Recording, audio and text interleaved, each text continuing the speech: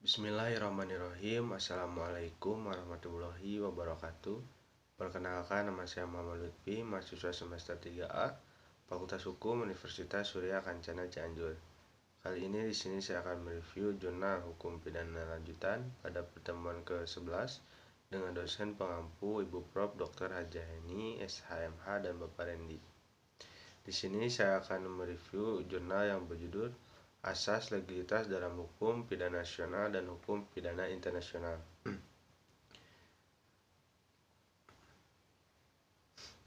Keberadaan asas-asas hukum di dalam suatu bidang hukum sangat penting, mengingat asas-asas hukum inilah yang menjadi dasar dan pedoman bagi perkembangan setiap bidang hukum agar tidak menyimpang.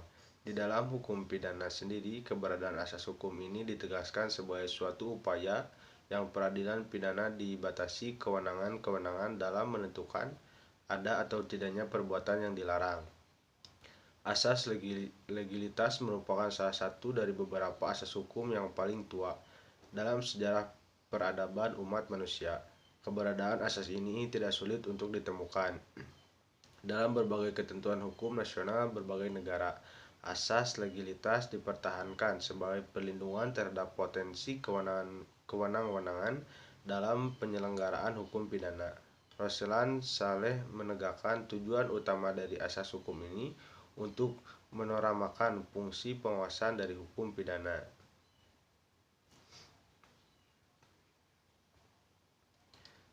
Dalam kerangka negara hukum seperti Indonesia, keberadaan ini sangat krusial.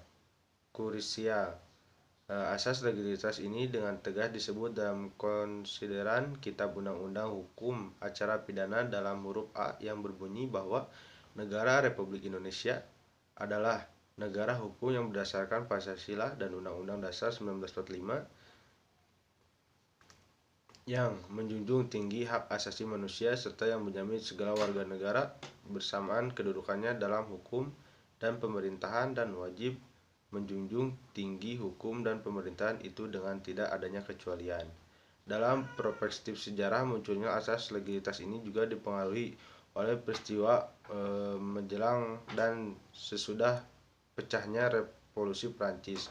Revolusi Prancis pecah akibat reaksi dari masyarakat menyikapi kewenangan raja dengan kekuasaannya yang dilihat dari putusan-putusan hakim dalam menentukan perbuatan yang dilarang. Mungkin cukup sekian dari saya. Mohon maaf bila ada kesalahan. Wassalamualaikum warahmatullahi wabarakatuh.